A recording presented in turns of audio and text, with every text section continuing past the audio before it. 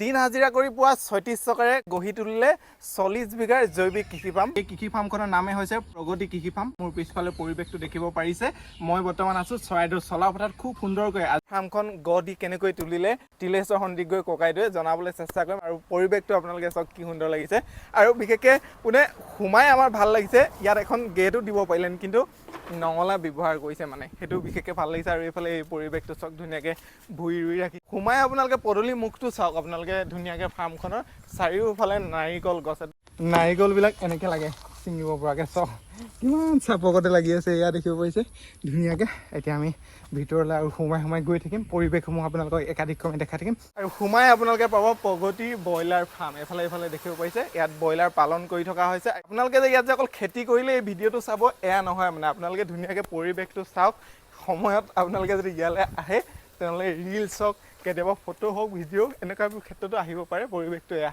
আৰু এইফালে নেমু চাওক, একদম লমালমে নেমু লাগি আছে। তামোল গছবিলাকত আপোনালোকে মন কৰক ধুনীয়াকৈ। এইফালে চাওক তামোল গছত দি ৰাখিছে জালুক, ধুনীয়াকৈ দেখিব পাৰিছে। সোমাই পৰিৱেশটো কিবা এটা ভাল লাগিছে। হাই, কি নাম তোমাৰ? তুমি ইয়ালৈ কি কাৰণত আহিছা? কি কাৰণত আহিছা ইয়ালৈ? কিমান আপডেট হৈছে আজিকালি। কণমান এজনী আহিছে এই আচলতে কৃষি ফাৰ্মত ৰিলচ বনাবলৈ। আপোনালোকেও আহিব পাৰিব। এইটো ৰবাব টেঙা চাওক, ৰবাব টেঙা আগতে আমাৰ ঘৰতো এনেকৈ আছিল, কিন্তু এতিয়া নাই। ইয়াত কিন্তু আপোনালোকে সকলো পাব। আৰু অকল এইটো বৰটেঙা চাওক এনেকৈ লাগি আছে ধুনীয়াকৈ। পদূলি এয়া হৈছে, আমি মেইন ঠাইখিনি এতিয়াও পোৱা নাই। সবিশেষ চাই থাকক, ভাল লগা হ'ব ভিডিঅ'টো। তেখেতৰ ঘৰ বৰ্তমান পাই গৈছোঁহি। পদূলিটো সোমাই যিটো অনুভৱ কৰিছিলোঁ, যিখিনি ভাল লগা হৈছিলে, এতিয়া চাওক।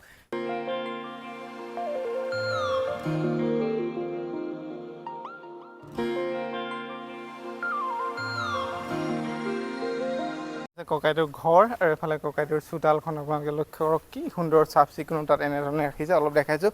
আৰু এইফালে চাওক গ্লাছবিলাক কেনেধৰণে ব্যৱহাৰ কৰিছে। এইটো লাইনতো আছে, এইটো লাইনতো আছে, এনেধৰণে দেখিব পাৰিছে। প্ৰগতি কৃষি ফাৰ্মৰ প্ৰতিষ্ঠাপক তিলেশ্বৰ সন্দিকৈ ককাইদেউ। ককাইদেউ নমস্কাৰ। নমস্কাৰ। ভালে আছে?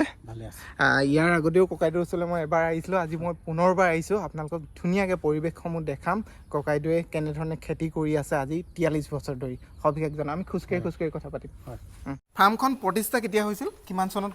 1979 চনত। এয়া হৈছে গৰুৰ গোহালি। আপোনালোকে পৰিৱেশটো চাওক, কেনেকুৱা চাফ চিকুণতাত ৰাখিছে বোলে। এইটো চাওক, আচলতে আমাৰ ঘৰখন যেনেকৈ ৰাখোঁ, ককাইদেউহঁতে এই গোহালিটো তেনেধৰণে পৰিষ্কাৰ কৰি ৰাখিছে। খুব ভাল লাগিছে।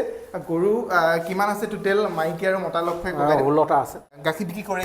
গাখীৰ বিক্ৰী কৰোঁ। আৰু যিবিলাক মতা গৰু আছে হালতো ব্যৱহাৰ কৰে? হাল ব্যৱহাৰ কৰা হয়। ধুনীয়া এইটো পৰিৱেশ আপোনালোকে দেখিব পাৰিছে। 43 বছৰ আগতে মই এজন ব্ৰইলাৰ দুমুঠি খাবলৈ নোহোৱা মানুহ আছিলোঁ। মই সেই সময়ত হাজিৰা কৰিছিলোঁ। 6 দিন হাজিৰা কৰি মই 36 টকা পইচা পাইছিলোঁ।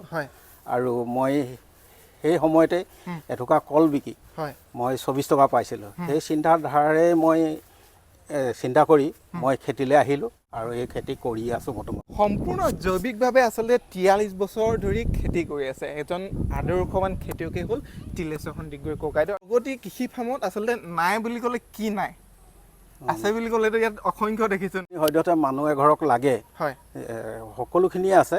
পাণ, তামোল, নাৰিকল, জালুক, কমলা, অমিতা, আম, কঁঠাল, লেটেকু, পনিয়ল। আপুনি কিনি খায় কি? কিনি খাবলৈ নিমখে কিনি খাওঁ। নিমখ মানে মিঠাতেলটো বাহিৰত খেতি কৰোঁ মই। ধুনীয়াকৈ এইটো পৰিৱেশ দেখিব পাৰিছে। এয়া হৈছে গৰু পাত। মই অকণমান উঠিছোঁ এইফালে। আপোনালোকে এই পৰিৱেশটো আপোনালোকে চাওক, ধুনীয়াকৈ লিখা আছে ছাগলী লিখা আছে। ছাগলী পালন কৰা ঘৰ। বৰ্তমান ছাগলী ইয়াত নাই, গোটেইবিলাক মেলিলে নেকি? মেলি থৈছে। আৰু এইফালে চাওক নেমু এনেধৰণে লাগি আছে। খুব সুন্দৰকৈ আপোনালোকে মন কৰক। লোকেল কুকুৰাও আছে, ধুনীয়াকৈ ইয়াত পালন কৰি আছে। এয়া হৈছে কমলা। আপোনালোকে চব ওলমি আছে ধুনীয়াকৈ। পকিবলৈ আৰু কিমান সময় লাগিব ককাইদেউ? এতিয়া দুৰ্গা পূজাত হ'ব। এইফালে আপোনালোকে ধুনীয়াকৈ মন কৰক, সেয়া গাহৰি। এইফালে চাওক গাহৰিৰ লগত কুকুৰাও আছে। আপোনালোকে দেখিব পাৰিছে ইয়াত গ্লাছবিলাক চাওক ধুনীয়াকৈ এয়া কেনেকৈ সজাই ৰাখিছে এনেধৰণে। এইবিলাক আইডিয়াবিলাক ক'ৰ পৰা পাইছিলে ককাইদেউ? এইবোৰ নিজে কৰা হয়, চব নিজে নিজে চিন্তা মন কৰক তেনেহ'লে। আৰু এইফালে চাওক ডাষ্টবিন কেনেকৈ ব্যৱহাৰ কৰিছে। আৰু একজনতকৈ অধিক ব্যক্তি দলঙত নুঠে যেন। অকল এই দলংখনতে যে নুঠে এয়া লিখি ৰখা নাই, মানে প্ৰত্যেকটো ঠাইতে এনেকৈ ককাইদেৱে লিখি ৰাখিছে। এয়া মাছ মন কৰক। ৱাও, ৱাও সকলোখিনি ৰূপচন্দা ন এইখিনি ৰূপচন্দা ইয়াত ৰৌ বাহু মিৰিকা এইবোৰ আছে ৰৌ বাহু মিৰিকাও আছে মাছ পালন কৰি বছৰত কিমান টকা উপাৰ্জন কৰিব পাৰি অনুমান 4-5 লাখ টকা উপাৰ্জন কৰোঁ এইটো পুখুৰীৰ পৰা আৰু ফিচাৰীটো আপোনালোকে মন কৰক একদম বাৰী সেইটো মূৰৰ পৰা আনটো মূৰলৈকে আছে আৰু গোটেই পুখুৰীকেইটাক আপুনি কানেক্টিং কৰি ৰাখিছে নেকি গোটেইকেইটা কানেক্টিং আছে কানেক্টিং কৰি ৰাখিছে এইফালে বলক দেখাই দিম ইটোৰ লগত এইটো আছে এয়া আপেল ৰুই ৰাখিছে আৰু এইফালে কমলা চক একদম লমা এনেধৰণে ৰাখিছে ককাইদেউ তামোল পুলি বৰ্তমান নতুনকৈ ৰুই থকা এইবিলাক দেখিছোঁ হয় আটাইবোৰ আছে পুৰণা তামোল কিমান আছে পুৰণা তামোল 3000 মান আছে মানে তামোলৰ পৰা আপুনি দৈনিক কিমান টকা উপাৰ্জন কৰে দৈনিক বছৰেকত 2-1.5 লাখ টকা আহে পুখুৰীকেইটা আপোনালোকে মন কৰক কানেক্টিং কৰি ৰাখিছে এইটো পুখুৰীৰ পৰা আনটো পুখুৰীলৈ সেইটো এটা পুখুৰী আপোনালোকে দেখিব পাইছে এইটো এটা পুখুৰী দেখিছে আৰু পিছফালে এটা পুখুৰী আছে গোটেই 3টা পুখুৰীত আচলতে ককাইদেউ এনেকৈ কানেক্টিং কৰি ৰাখিছে এইটো পুখুৰীৰ পৰা আনটো পুখুৰীলৈ আচলতে মাছবিলাকে যাতে অহা যোৱা কৰিব পাৰে ঠিক তেনেধৰণে এই ব্যৱস্থাটো খুব সুন্দৰকৈ কৰি ৰাখিছে খেতি আমি বহুতকে কৰা দেখোঁ হয় কিছুমানে আধাতে এৰি যায় যে ইয়াত স্বাৱলম্বী হ'ব নোৱাৰিম বুলি গতিকে আপোনালোকে যিসকল নৱপ্ৰজন্মই নতুনকৈ খেতি আৰম্ভ কৰিব খোজে তেওঁলোকলৈ আপুনি কি বাৰ্তা দিব বিচাৰিব মই খেতিটো কৰি ৰাখিবলৈ মুঠতে এটাই প্ৰচেষ্টা লাগিব তাৰ লাগিব মুঠতে ধৈৰ্য লাগিব সাহস লাগিব তেতিয়াহে মানে গোটেই বস্তু ধৰি ৰাখিব পৰা যাব এইটো আধাতে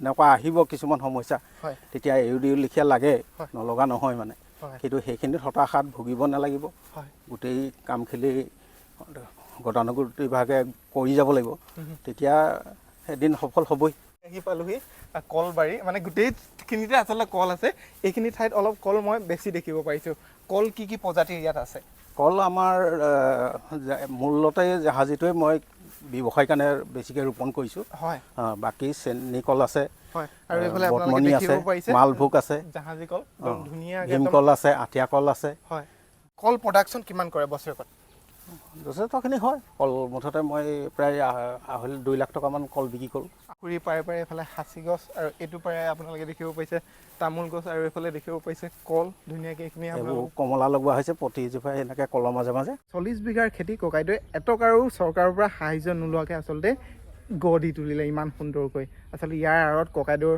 একগ্ৰতা ধৈৰ্য কষ্ট সকলোখিনি আচলতে ইয়াত আছে জড়িত হৈ একেবাৰে শেষত ককাইদেউ মই এটা প্ৰশ্ন কৰিম আপুনি অসম চৰকাৰলৈ কি আহ্বান জনাব বিচাৰিব তেওঁলোকে যদি মোক অলপ সহায় কৰে নিশ্চয় মই ইয়াতকৈ খেতিটো কি ধৰণে কৰিব লাগিব বিজ্ঞানসন্মতভাৱে মই দেখুৱাব পাৰিলোহেঁতেন ইয়াতকৈ উন্নত কৰিব পাৰি কিন্তু পইচা যথেষ্টখিনি লাগে মানে হয় মই আমাৰ দৰ্শকসকললৈ এটা আহ্বান আপোনালোকে অসম চৰকাৰক দৃষ্টিগোচৰ কৰিব পৰাকৈ আপোনালোকে ভিডিঅ'টো শ্বেয়াৰ কৰি দিয়ক আমি বিভিন্ন আঁচনিসমূহ দেখিব পাওঁ কিন্তু সেই আঁচনিসমূহ এনে এজন আদৰ্শৱান খেতিয়ক যিয়ে 43 বছৰ কেৱল খেতি পথাৰৰ লগতে জড়িত হৈ আছে আৰু এই 40 বিঘাৰ খেতি গঢ় দি তুলিলে তেনে এজন খেতিয়কে আচলতে এটকা এটাও যে সাহাৰ্য নোপোৱাটো এইটো এটা লজ্জাজনক বিষয় বুলি মই ক'ব বিচাৰিম